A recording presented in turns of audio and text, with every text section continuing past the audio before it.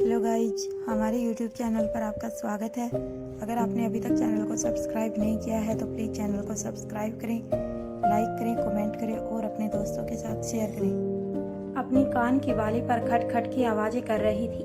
अंजलि काफ़ी देर से अपने सभी कामों को करते हुए श्वेता को देख रही थी कि वह लगातार कुछ सोच में डूबी हुई थी।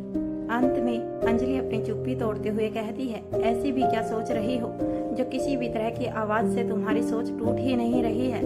मैं देख रही हूँ, तुम जब से लक्ष्य से मिलकर आई हो हर वक्त खोई खोई रहती हो। फिर मुस्कुराकर श्वेता को छेड़ते हुए कहती है, एक ही मुलाकात में ऐसा हाल है। श्वेता चिढ़ने का नाटक करते हुए कहती है, ऐसा कुछ नहीं है। फिर अपनी शक्ल ठीक करते हुए कहती है, मैं अनिका दी के बारे में सोच रही हूँ। उन्होंने मुझे कहा था कि फ्री होते ही मुझे कॉल करेंगी, लेकिन आज कई दिन हो गए हैं, कॉल छोड़िए उनका मैसेज भी नहीं आया है। अंजलि कहती है, वो भूल गई होगी। श्वेता जवाब देती है, हो ही नहीं सकता। वह ना तो मुझे भूल सकती है और ना ही मेरा मैसेज इग्नोर कर सकती है। वह जरूर बिजी होंगी, उन्हें अभी तक वक्त ही नहीं मिला होगा। अंजलि कहती है, अब तुमने क्या सोचा है? श्वेता कहती है, मैं सोच रही हूँ कि खुद ही मारवा हाउस जाकर उनसे मिलाऊं। तभी अंजलि कहती है, यदि तुरंत मिलना जरूरी ना हो तो 2 दिन बाद हम वैसे भी मारवा हाउस जाएंगे ही। फिर श्वेता को याद दिलाते हुए कहती है, तुम्हें याद होगा रिया का इनविटेशन तुमने खुद रिया को मारवा हाउस समय पर पहुंचने के लिए प्रॉमिस किया है। श्वेता अपने माथे पर हाथ रखकर अपनी आंखें बंद करते हुए वह फिर अपना हाथ नीचे करके कहती है, मैं तो बिल्कुल भूल ही गई थी। अच्छा हुआ आपने याद दिला दिया, वरना रिया को मनाना अपने आप में एक बड़ा मुश्किल काम हो जाता। फिर आगे कहती है, यही ठीक रहेगा, जब हम वहाँ सब जाएंगे तभी मैं अनिका दी से बात कर लूंगी। अंजलि पूछती है, क्या तुम्हें लगता है कि वह अभी भी तुम्हारी कोई मदद कर सकेगी? श्वेता अंजलि के गले में बाहें डालते हुए जवाब देती है, मम्मा, कंप्यूटर की मेमोरी से डाटा उड़ जाने से उसकी कैपेबिलिटी पर कोई फर्क नहीं पड़ता। अंजलि कहती है, क्या मैं तुमसे एक बात पूछूं? श्वेता कहती है, मम्मा आप भी ना, क्या यह भी पूछने वाला सवाल है? आपको जो भी पूछना है सीधा सीधा पूछ लीजिए। अंजलि कहती है, अच्छी बात है, तो बताओ क्या लक्ष्य स्मार्ट नहीं है? ठीक इसी वक्त जब अंजलि ने यह सवाल पूछा तब उनके घर के दरवाजे पर लक्ष्य पहुंच जाता है और वह जैसे ही दरवाजे को नॉक करने के लिए हाथ लगाता है वह खुल जाता है। बिना किसी आहट के लक्ष्य अंदर आ जाता है, लेकिन अंजलि का यह सवाल सुनकर वह अपनी जगह पर ही खड़ा रह जाता है, क्योंकि वह भी जानना चाहता था कि श्वेता की उसके बारे में क्या राय है। श्वेता अंजलि को जवाब देती है, लक्ष्य काफी स्मार्ट है, शकल से भी और अकल से भी। फिर अंजलि पूछती है, क्या तुम्हें उसका स्वभाव पसंद नहीं आया? श्वेता जवाब देती है, मम्मा उसके स्वभाव में जिंदा दिली और डिसिप्लिन का गजब कॉम्बिनेशन है। फिर अंजलि आगे कहती है, तो क्या तुम्हें उसका कैरेक्टर ठीक नहीं लगा? श्वेता कहती है, मेरी उससे एक दिन की मुलाकात के आधार पर कहूँ तो उसकी आंखें मेरी आंखों के अलावा कहीं इधर उधर नहीं गई। यहाँ तक कि छूने की कोशिश तो छोड़िए, उसने मुझसे हाथ मिलाने की भी कोशिश नहीं की। इनफैक्ट उसके साथ मैं काफी कंफर्टेबल थी। अंजलि फिर एक नया सवाल दाग देती है, तो क्या वह रोमांटिक नहीं है? श्वेता जवाब देती है, मैं ऐसा भी नहीं कह सकती, क्योंकि उसने जिस तरह से मेरा वेलकम किया और मुझे सरप्राइज करने के लिए तैयारियां की, उससे कहा जा सकता है कि वह रोमांटिक है। फिर अंजलि कहती है, वह कमाता अच्छा है, दिखता अच्छा है, करैक्टर अच्छा है, रोमांटिक भी है और केयरिंग तो है ही। जब सब कुछ ठीक है तो फिर तुम्हारे दिमाग में ऐसा क्या बवाल चल रहा है कि हर वक्त किसी दूसरी दुनिया में खोई हुई रहती हो? श्वेता, अगर तुम कुछ बताओगी तो तुम्हारी समस्या का समाधान होगा। इस तरह अपने ही दिमाग में कब तक खिचड़ी पकाती रहोगी? फिर एक क्षण रुककर आगे कहती है, तुम लगातार 3 दिन से सोचने में लगी हुई हो। मुझे यह बताओ कि इतना सोचते रहने के बाद किसी नतीजे पर पहुंची कि नहीं? ज्यादा कुछ नहीं तो कम से कम तुम्हें अपनी समस्या तो समझ आ ही गई होगी। मुझे वही बता दो। श्वेता कहती है, नहीं मम्मा, कोई समस्या नहीं है, जैसे वह मुझे दिखाई दे रहा है। अगर वह वैसा ही है तो he is my perfect match. लेकिन पता नहीं क्यों उसमें कोई भी कमी दिखाई नहीं देने के बाद भी मुझे कुछ अजीब सा डर लग रहा है। सब कुछ एकदम सही दिखने के बाद भी कहीं कुछ गड़बड़ महसूस हो रही है। उस पर रत्ती भर शक नहीं होने के बाद भी मन में अनजाना खतरे की आहट महसूस हो रही है। मैं खुद नहीं समझ पा रही हूँ कि यह सब क्या और क्यों हो रहा है। तभी दरवाजे के पास से आवाज सुनाई देती है, लेकिन मैं जानता हूँ कि आपको ऐसा क्यों लग रहा है। इस तरह अचानक से लक्ष्य की आवाज सुनकर दोनों माँ बेटी उसी ओर देखने लगती हैं। लक्ष्य आगे जाकर आंटी जी नमस्ते कहकर श्वेता की तरफ देखने लगता है। श्वेता हड़बड़ाकर कहती है, आई एम सॉरी, मेरा वह मतलब नहीं था। श्वेता अपनी सफाई में आगे कुछ कहती उससे पहले ही लक्ष्य कहता है, इट्स ओके श्वेता जी, यह सब बिल्कुल सामान्य है। अगर तुम अपने मन की बात अपने माँ से शेयर नहीं करोगी तो फिर किसी भी सही निर्णय पर कैसे पहुँचोगी। लक्ष्य की बात सुनकर श्वेता को तसल्ली महसूस होती है और वह मुस्कुराकर कहती है, आप मुझसे ज्यादा जानते हैं, तो बताइए मेरी परेशानी का क्या कारण है। लक्ष्य कहता है, वह मैं बाद में बताऊंगा। फिलहाल मैं एम्स द्वारा आयोजित की जा रही कॉन्फ्रेंस को अटेंड करने जा रहा हूं। मैंने सोचा आप भी वहां जा ही रही होंगी। अगर आप मेरे साथ चलें तो मुझे कंपनी मिल जाएगी। श्वेता पलटकर आराम से कहती है, आप मेरी कंपनी लेने आए हैं या मुझे कंपनी देने आए हैं। लक्ष्य मुस्कुराकर कहता है, मेरे लिए दोनों एक ही बात है। मैंने सोचा कि इसी बहाने आपका बिजी शेड्यूल डिस्टर्ब भी नहीं होगा और हमारा मिलना भी हो जाएगा। इसके अलावा मुझे समझने के लिए आपको कुछ वक्त भी मिल जाएगा, शायद फिर आपके सवाल कुछ कम हो जाएं। श्वेता अपनी मम्मी की ओर देखती है। वह अपनी पलकें झपकाकर इशारा करती है कि तुम्हें उसके साथ जाना चाहिए। श्वेता लक्ष्य से कहती है, आप बैठिए, मैं बस अभी आती हूँ। तभी लक्ष्य की आवाज़ सुनकर किशन मल्होत्रा भी अपने रूम से निकलकर बाहर आ जाते हैं और लक्ष्य से हाथ मिलाते हुए कहते हैं, how are you young man. Lakshya Kishan Malhotra से हाथ मिलाते हुए कहता है, नमस्ते अंकल जी, मैं अच्छा हूँ, आप बताइए। पिछली बार आपसे मिलना नहीं हो पाया, अच्छा हुआ कि मैं आज सही समय पर आया हूँ। किशन हंसते हुए कहते हैं, आओ बैठो, जब तक श्वेता आती है तब तक हमारी कंपनी एंजॉय करो।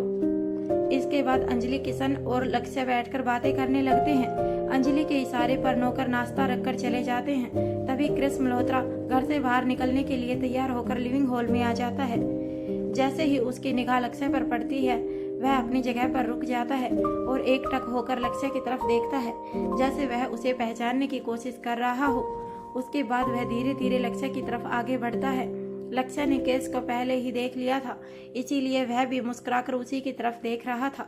जैसे ही क्रिस लक्ष्य के पास पहुंचता है, लक्ष्य अपनी जगह से खड़े होकर अपना हाथ क्रिस की तरफ हेलो करने के लिए आगे बढ़ाते हुए कहता है, क्या मुझे पहचानने में दिक्कत हो रही है। अभी तक क्रिस के चेहरे पर कोई भी एक्सप्रेशन नहीं थे, लेकिन लक्ष्य की आवाज सुनते ही उसके चेहरे पर समा आ जाती है और वह कहता है, ओह माय गॉड, अनबिलीवेबल। पलटकर कहता है, मैं जल्दी में था, अब नहीं हूँ। ऐसा कहकर वह वहीं अपने परिवार के साथ लक्ष्य के पास ही बैठ जाता है। लक्ष्य क्रिस से पूछता है, अब तुम्हारा काम कैसा चल रहा है। वह जवाब देता है, उसके बाद से कभी कोई दिक्कत नहीं हुई, सब बढ़िया चल रहा है।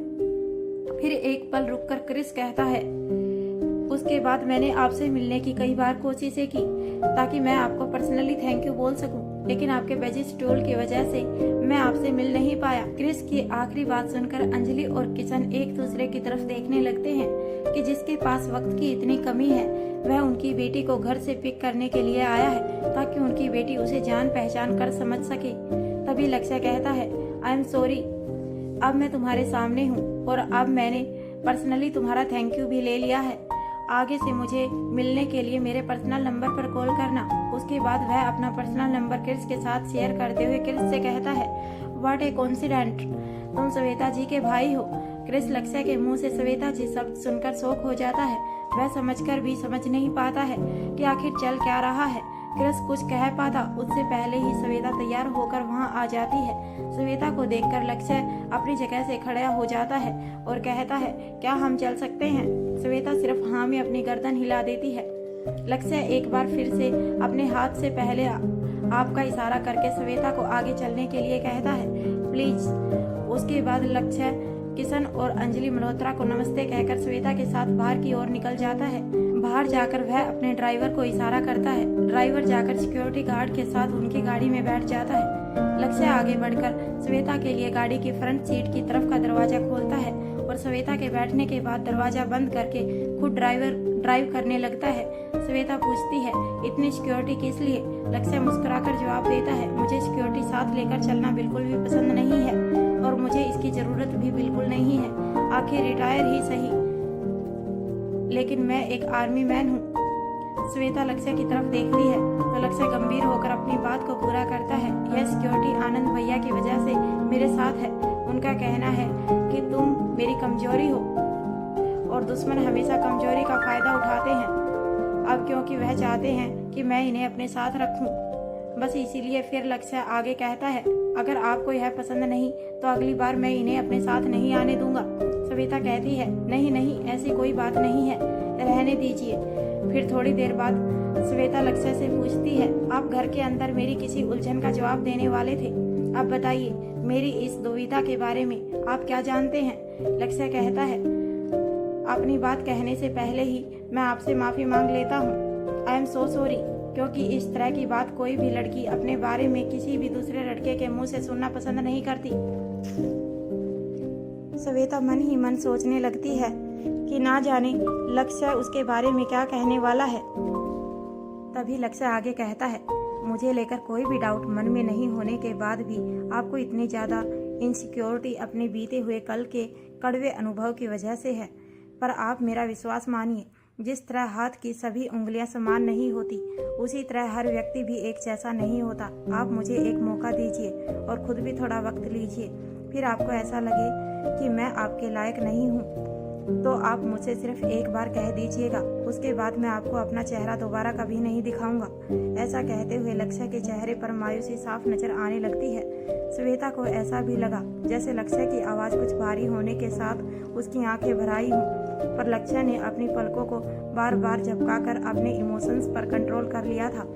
फिर कुछ पल रुककर अपने गले को साफ करके मुस्कुराते हुए आगे कहता है, पर मेरी आपसे रिक्वेस्ट है, अपने कल को पीछे छोड़कर केवल एक नए सिरे से मेरे साथ कुछ कदम चलकर देखिए। सफर सुहाना ना लगे तब कहिए। लक्ष्य की बात सुनकर श्वेता बिल्कुल चुप हो जाती है। फिर थोड़ी देर बाद कहती है, आप इस बारे में भी जानते हैं, यह बात 9 साल से भी ज्यादा पुरानी है। इस बार श्वेता की आंखों में थोड़ी नाराजगी और आवाज में गुस्सा था। लक्ष्य गंभीर भाव के साथ कहता है, बात आज की हो या बीते हुए कल की है तो आपकी जिंदगी का हिस्सा ही यह बात मैं इसलिए नहीं जानता क्योंकि मैं आपको शर्मिंदा करना चाहता हूँ, बल्कि इसलिए जानता हूँ ताकि बीता कल कभी भी आपके आने वाले कल पर हावी ना हो। फिर मुस्कुराते हुए आगे कहता है, देखिए श्वेता जी, मैंने आपसे पहले ही माफी मांग ली थी, अब आप भी दिल बड़ा करके मुझे माफ कर दीजिए प्लीज। वैसे मैंने आपको बताया था कि मैं आपके बारे में सब कुछ जानता हूँ और शायद आपको आपसे भी ज्यादा जानता हूँ। बेशक मेरा अस्तित्व आपके लिए कुछ भी नहीं, लेकिन अगर मेरी कोई सोलमेट हो सकती है तो वह सिर्फ आप ही हैं। मैंने जब से आपको देखा है ऐसा कोई दिन नहीं जिसकी शुरुआत आपको याद करके ना हुई हो और ऐसी कोई रात नहीं कि आपके ख्यालों के बिना आई हो। आपके बारे में मुझे सब कुछ पता होना किसी तरह की जासूसी या षड्यंत्र का हिस्सा नहीं है। दरअसल आर्मी ऑफिसर का बेटा हूँ और खुद भी ट्रेंड आर्मी मैन हूँ। यह मेरे स्वभाव में है। जब दुश्मनों की इतनी फिक्र की जाती है तो अपनों की सलामती के लिए यह सब करना बनता ही है। लक्ष्य की बात सुनकर श्वेता का गुस्सा ठंडा हो जाता है और उसका मूड भी कुछ ठीक हो जाता है। तभी माहौल को हल्का करने के लिए लक्ष्य कहता है, देखिए इतना सब कुछ हो जाने के बाद भी मुझे यह मालूम था कि आपका एक भाई है, लेकिन यह नहीं मालूम था कि वह क्रिस ही है। श्वेता पूछती है, क्या आप क्रिस को जानते हैं? लक्ष्य जवाब देता है, क्रिस अच्छा कार रेसर होने के साथ साथ एक बेहतरीन कोच भी है। एक बार जब हमारे आदमी क्रिस से वहीं टेक्निक सीखने के लिए ट्रेनिंग ले रहे थे तब उन्होंने बताया कि क्रिस जिस जमीन को खोदकर उस पर अपनी कोचिंग चला रहा था उसी को लेकर कुछ इशू था। बस मैंने भैया की पॉलिटिकल कनेक्शंस का इस्तेमाल करके उसकी मदद की थी, बस इतना ही। श्वेता पूछती है, क्या आप हर किसी की इसी तरह मदद करते हैं? लक्ष्य जवाब देता है, हाँ, अगर मुझे लगता है कि जरूरतमंद एक अच्छा व्यक्ति है तो मैं उसकी मदद करने की हर संभव कोशिश करता हूँ। यहाँ मल्होत्रा हाउस में श्वेता और लक्ष्य के घर से निकलने के बाद क्रिस अपने माता पिता किशन और अंजलि से पूछता है, मम्मा पापा, मैं इन दोनों के बारे में जो सोच रहा हूँ क्या वह सही है? क्रिस की बात सुनकर किशन और अंजलि दोनों ही हैरान रह जाते हैं और उन्हें अच्छा भी लगता है कि क्रिस ने घर की किसी बात में अपनी रुचि दिखाई। अंजलि चेहरे पर उदासी लाने का नाटक करते हुए कहती है, उस दिन मैं तुम्हें यही बताना चाहती थी पर मेरे बेटे के पास वक्त कहाँ है। तभी किशन क्रिस को छेड़ने के लिए अंजलि से कहता है, कोई बात नहीं अंजलि, अब उसके पास वक्त है, अब बता दो। तभी क्रिस कहता है, हाँ मम्मा बताइए ना। किशन और अंजलि क्रिस की उत्सुकता के चलते एक दूसरे की तरफ देखकर आंखों ही आंखों में मुस्कुराने लगते हैं। फिर अंजलि कहती है, दरअसल बात यह है कि लक्ष्य हमारी श्वेता को पसंद करते हैं और उससे शादी करना चाहते हैं। उन्होंने खुद आगे बढ़कर इस रिश्ते की बात की है। तभी क्रिस मन ही मन सोचता है, वैसे व्यक्ति अच्छा है, लेकिन जीजा बनने के पॉइंट ऑफ व्यू से और भी बहुत कुछ चेक करना होगा, क्योंकि यह मेरी बहन की पूरी जिंदगी का मामला है। तभी वह अपनी माँ से पूछता है, क्या श्वेता ने इस रिश्ते के लिए हाँ कर दी है। मारवा हाउस में ओमकार प्रीति का हाथ पकड़कर सोफे पर बैठाते हुए उसके पास ही बैठ जाता है और उसके दोनों हाथों को अपने हाथों में लेते हुए पूछता है, क्या तुम मुझे बता सकती हो कि इस वक्त अनिका दी कहाँ पर है? मुझे उनसे बहुत जरूरी बात करनी है। प्रीति कहती है, अनिका दी अपने कमरे में ही है, लेकिन इस वक्त उनके कमरे में जाने की इजाजत किसी को भी नहीं है। तुम चाहो तो उन्हें मैसेज कर दो, अगर उन्हें जरूरी लगेगा तो वह खुद बाहर आ जाएंगी। ओमकार कहता है, नहीं मुझे आमने सामने की बात करनी है। प्रीति जवाब देती है, फिर तो तुम्हें इंतजार ही करना होगा। फिर ओमकार से पूछती है, क्या कोई परेशानी की बात है? ओमकार जवाब देता है, नहीं नहीं, चिंता की कोई बात नहीं है, बस यूं ही। वैसे भी 2 दिन बाद हम सब मिल ही रहे हैं, मैं तभी अनिका दी से बात कर लूंगा। शाम ढल चुकी थी। भूमिका अपने कमरे में इधर से उधर एक जगह से दूसरी जगह बैठ कर लगातार घड़ी को देखे जा रही थी, जैसे कि किसी का इंतजार बेसब्री से कर रही हो। तभी अचानक से उसकी निगाह सामने लगे मिरर पर पड़ती है। वह थोड़ी सी मशक्कत के बाद शीशे के आगे रखी हुई छोटी सी स्टूल पर बैठ जाती है, फिर खुद को आईने में देखने लगती है। शीशे में देखने के बाद उसे इस बात का एहसास होता है कि उसके ज्यादातर धीरे धीरे लगभग सारे घाव भर चुके थे, उनमें से कुछ सूखने भी लगे थे।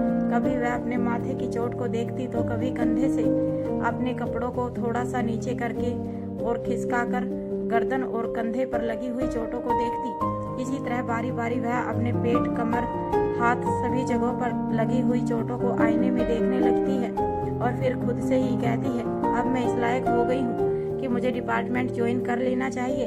फिर अपनी प्लास्टर चढ़े हुए पैर को देखकर कहती है, बस एक दिन और, उसके बाद तू भी आजाद हो जाएगा और सैर कर सकेगा।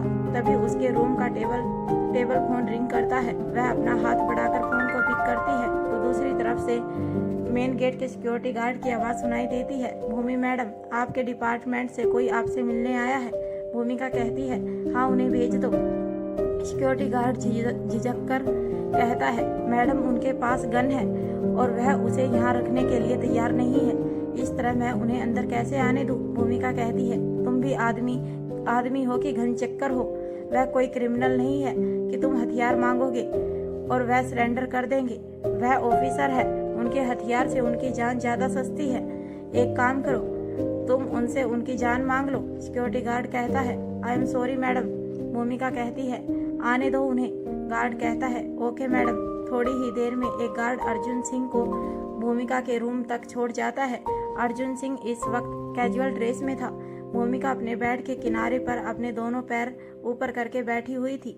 अर्जुन भूमिका के पास आकर उससे हाथ मिलाता है और कहता है, अब कैसी हो भूमिका? भूमिका मुस्कुराकर कहती है, तुम्हारे इंतजार में मरी जा रही हूँ।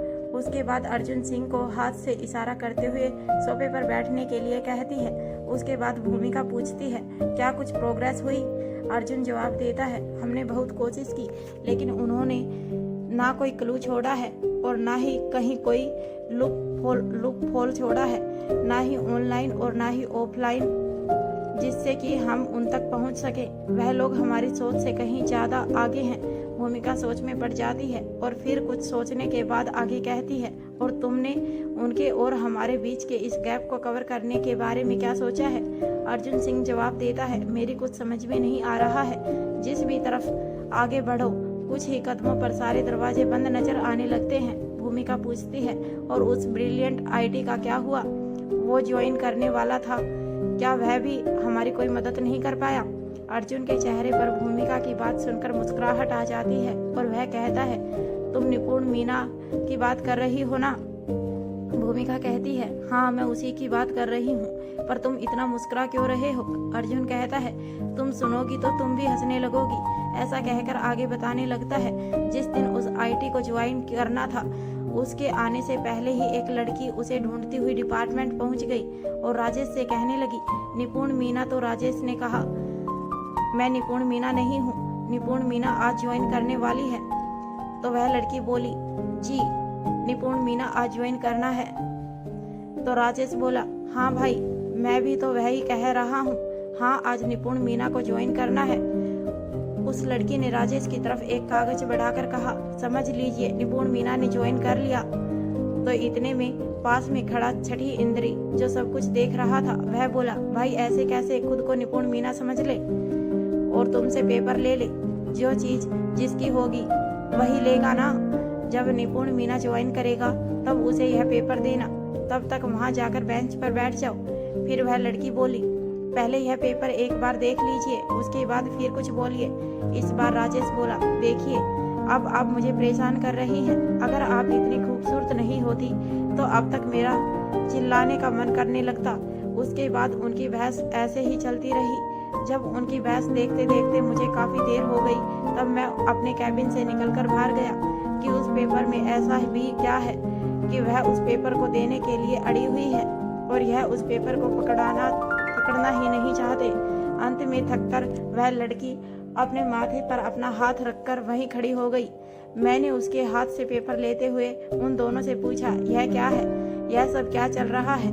तो उन दोनों ने कहा, अभी तक निपुण मीना आया नहीं है और यह लड़की उसके हिस्से का कोई काम हमारे जिम्मे किए जा रही है। उनकी बात सुनकर जब मैंने पेपर की तरफ देखा तो पता है वह क्या था। भूमिका हैरानी से अर्जुन सिंह की तरफ देख रही थी। वह पूछती है, क्या? अर्जुन हंसते हुए कहता है, उस लड़की का ज्वाइनिंग लेटर जिसका नाम था निपुण लक्ष्मी मीना। तभी वह निपुण तुरंत मुझसे बोली, देखिए सर, मैं कब से कह रही हूँ कि मैं ही निपुण मीना हूँ और मुझे ज्वाइन करना है। भूमि हंस पड़ती है, फिर पूछती है, मतलब हमारी न्यू आईटी का पूरा नाम निपुण मीना लक्ष्मी है? फिर थोड़ी देर तक हल्की फुल्की बातें करने के बाद अर्जुन ने भूमिका को अस्पताल में एडमिट करने वाली रात से लेकर आज तक की वह सभी छोटी बड़ी बातें भूमिका को विस्तार से बताई जो डिपार्टमेंट में घटी थी। इसके बाद अर्जुन सिंह कहता है, क्या तुम्हारे मन में और भी कोई सवाल है जिसका मुझे जवाब देना बाकी है? भूमिका कहती है, सवालों की तो बात ही मत करो, जितनी हमारे दिमाग में नसें उलझी हुई होती हैं उससे ज्यादा मेरे सवाल मेरे दिमाग में उलझे हुए हैं। फिलहाल मैं और कुछ नहीं पूछना चाहती। अर्जुन कहता है, ठीक है, तुम ठीक हो जाओ, फिर डिपार्टमेंट में मिलते हैं। फिर जाते जाते कुछ याद करके अचानक से बोल उठता है, हाँ छठी इंद्री ने तुम्हारे लिए एक मैसेज दिया है। भूमिका अर्जुन सिंह के बोलने का इंतजार करने लगती है। अर्जुन सिंह कहता है, उसका कहना है कि पहले तुम खुद एक बार निपुण लक्ष्मी मीना से मिल लो, उसके बाद ही उसे किसी भी तरह के चार्जेस दिए जाएं। भूमिका पूछती है, क्या छठी इंद्री को उस पर कोई डाउट है?